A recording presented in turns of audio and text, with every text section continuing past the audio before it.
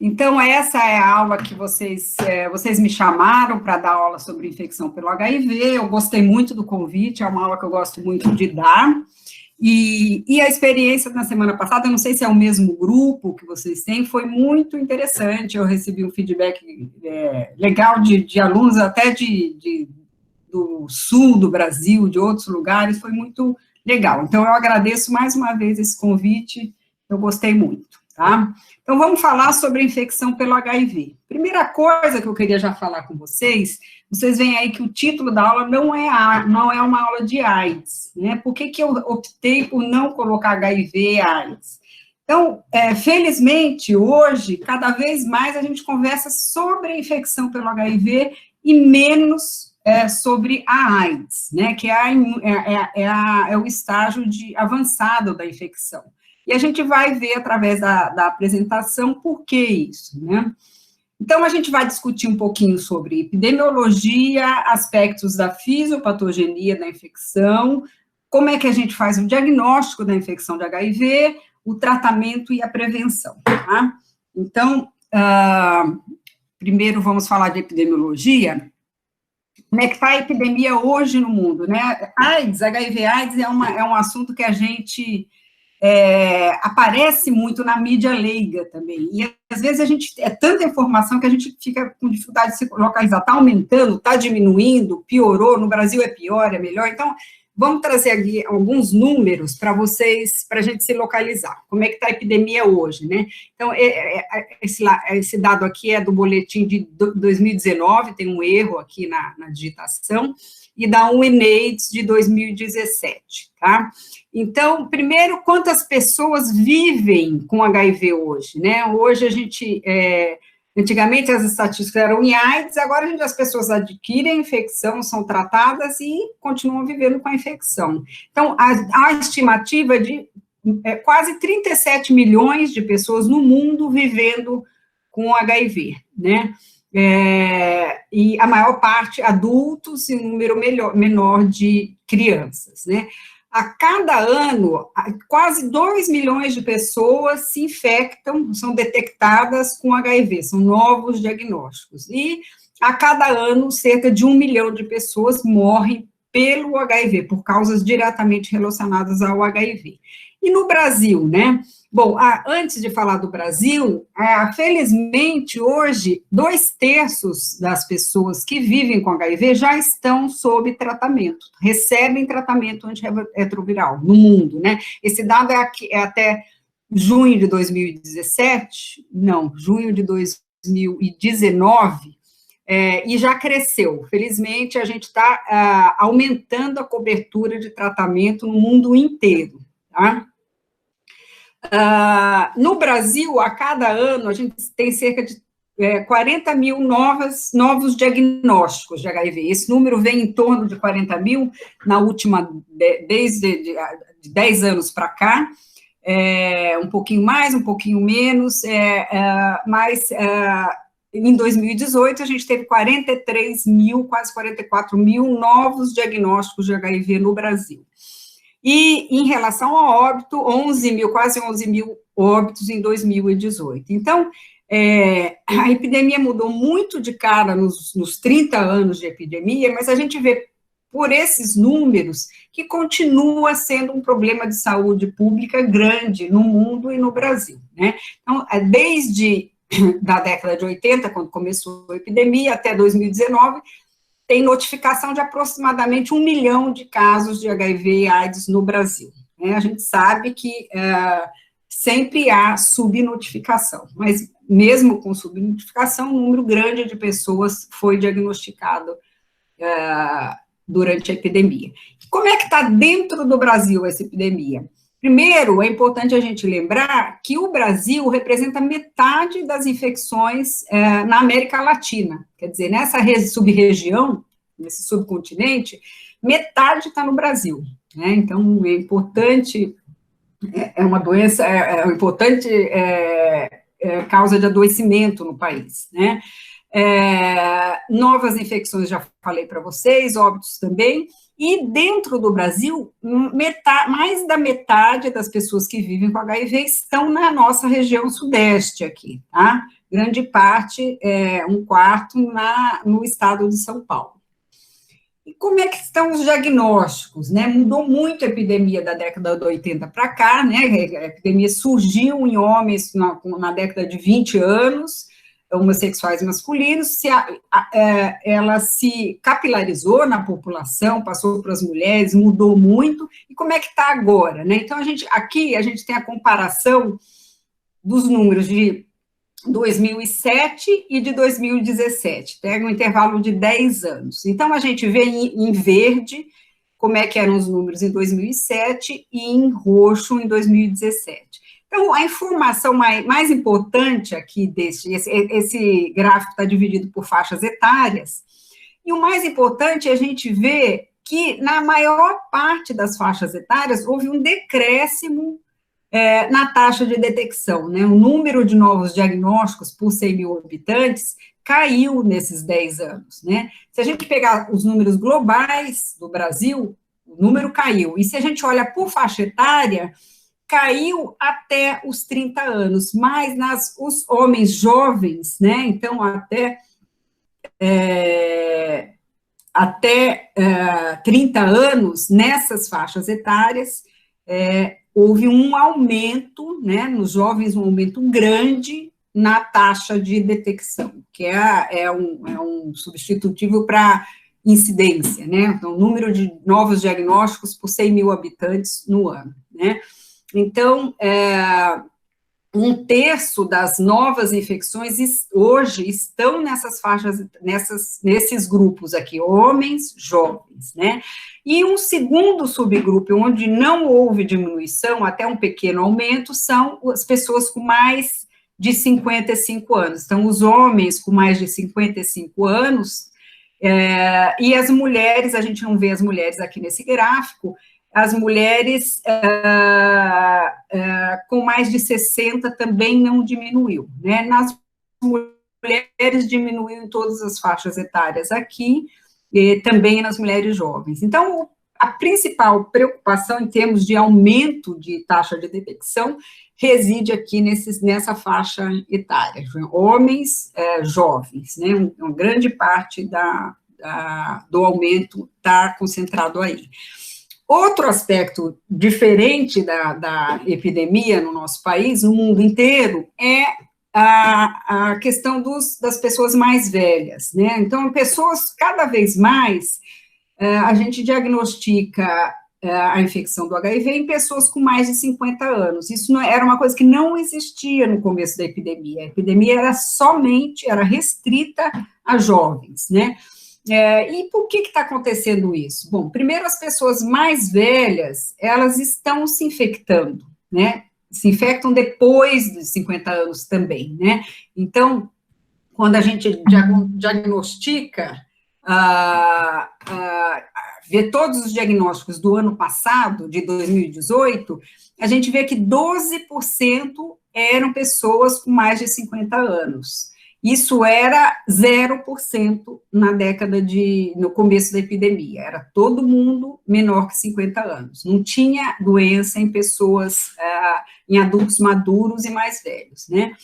Então, as pessoas se infectam mais velhas hoje, e as pessoas, isso é o mais importante, as pessoas que vivem com HIV, felizmente, as pessoas estão sendo tratadas e elas estão envelhecendo, né? No começo da epidemia, a sobrevida média, no comecinho, era de 6 meses, depois 18 meses, e hoje as pessoas têm uma expectativa de vida próxima da população geral. E as pessoas estão envelhecendo, então a gente vai ver, como profissional de saúde, a infecção em pessoas com mais de 50 anos. E essa infecção tem uma cara diferente, a gente vai ver também, né?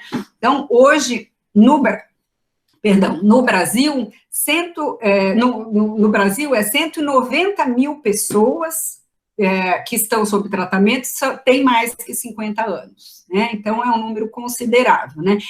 Esse gráfico aqui é da nossa população, nossa coorte acompanhada na Unicamp, né?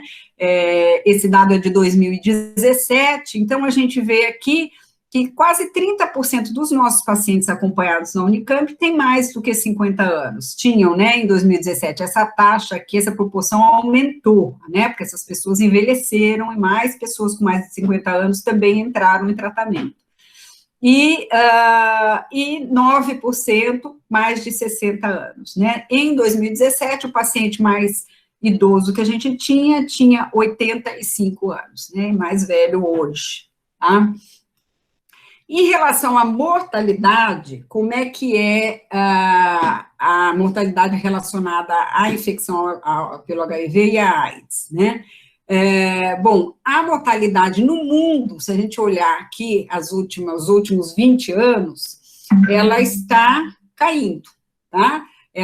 A mortalidade, a epidemia surgiu lá na década de 80, houve um aumento grande de mortalidade progressivo até meados de 2004 no mundo, e aí começou a cair, né? Essa curva, né, essa curva de estabilização e depois descendência da mortalidade, ela foi anterior em alguns países, inclusive, felizmente, no Brasil, né? Então, isso aqui é dado global. Se a gente olha para os Estados Unidos, Europa Ocidental e Brasil, isso aqui ocorreu em torno de 1995. O pico de mortalidade foi em 95. Nesse momento, o que aconteceu? No Brasil, nos Estados Unidos, na Austrália e na Europa Ocidental, o acesso à terapia antirretroviral chegou, tá? E as pessoas, em 2 anos, houve uma queda brusca de mortalidade, que continuou caindo depois, só que mais lentamente, e depois a gente vê que continua caindo, mas mais lentamente, né?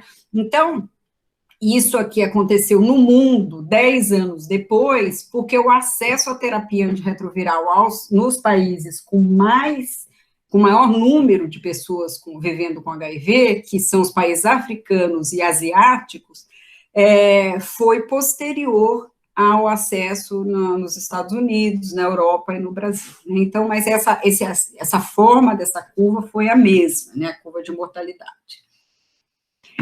E a mortalidade mais recentemente, a gente vê, então, aquilo que eu falei para vocês, aqui 95, 96, olha, vejam aqui, começou a epidemia, um aumento enorme, né, essa aqui é a taxa por 100 mil habitantes, chegou a terapia antirretroviral, houve uma queda grande, depois continuou caindo, e a partir de 2014, uma queda começou a ser mais pronunciada, né, e esse 16% é em relação ao período anterior. E o que aconteceu aqui? Em 2014, nós começamos a preconizar o tratamento para todo mundo diagnosticado com HIV, né, e não só para as pessoas com infecção avançada. Então, isso também tem a ver com acesso ao tratamento. Então, a gente vê a mortalidade com uma estreita relação com acesso ao tratamento antirretroviral, né, isso é uma boa notícia, né. E como é que nós estamos hoje em relação à terapia antirretroviral no Brasil, né? Os últimos dados que a gente tem são de 2019, os dados de monitoramento. A gente tem, as pessoas são diagnosticadas hoje, a mediana de CD4, nós vamos falar com detalhes sobre isso, o que significa, eu só quero localizar vocês aqui em relação à epidemia no Brasil hoje, mas o primeiro CD4, a mediana é em torno de 400 células, que não é uma imunodeficiência avançada. Primeiro exame, né, a mediana no país inteiro. Vamos lembrar que, para esses números todos, a região sudeste contribui com mais de 50%, tá? Que é a região também onde a epidemia começou, onde o tratamento começou e se estendeu mais rápido, né, então, isso se reflete nas medianas do país, né. A mediana de tempo até começar a se tratar no Brasil hoje é de 1 mês, né, então não há uma demora grande. Quase 60% das pessoas, em 2019, começaram o tratamento 30 dias depois do diagnóstico, também é um dado bastante bom, né, se a gente comparar com o restante do mundo.